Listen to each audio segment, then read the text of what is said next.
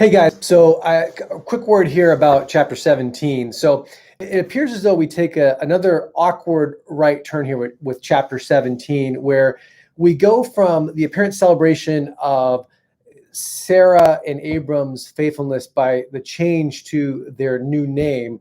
From there, it goes to a celebration, it seems, of circumcision. Now, circumcision often doesn't make its way into small group conversations, and probably for good reason. And it's awkward, and it conjures up images that we'd probably rather not talk about or even think about. And yet, what I would challenge us this week as we go through our reading is to think about it and look through it not through the lens of human eyes and our own thoughts about the physicality of it, but to think about it through the lens of God. Right? Circumcision literally means cutting off.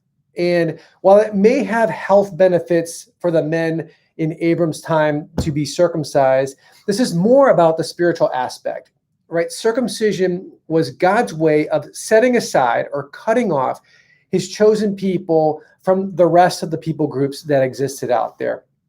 This is also, if you notice, the first time that in the story that Abram and people after him are called to an active participation in covenantal relationship. Up until this point, it's God saying everything that's going to happen and what he's going to do and what's going to happen. And now he gives something for Abram and his followers to do.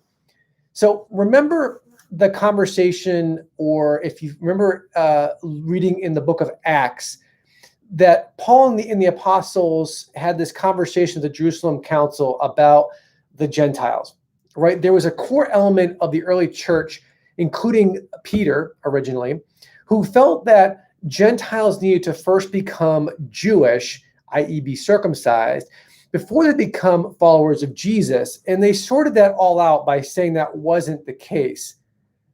You know, those Judaizers, as they were called, felt that circumcision was actually the covenant that Abram had with God, when in reality, it's just a symbol. It was a symbol of the relationship that God had with his people. And we see this in other parts of Scripture. Deuteronomy 10:16 says, it says, circumcise, therefore, the foreskin of your heart. Jeremiah says the same thing in Jeremiah 4, verse 4. And so this week, as you're reading, I want to challenge you to think about it through God's lens of this. This is God. Remember the context and the people that we're dealing with. God is slowly dripping and introducing his plan to his people. And look at circumcision then, therefore, not just from the physical standpoint, but as the standpoint of God's separation, representation of his separation from flesh and sin, and what it means to be fully joined with God in your heart. So I hope this is helpful as you continue your reading and pondering the scripture and how it applies and what it means to us today. It's not just the physical aspect he's talking about, it's the spiritual aspect and what it means to be set apart and united fully with God in all of our aspects, including our heart. So I hope this helps. Have a great week, and we'll talk to you soon.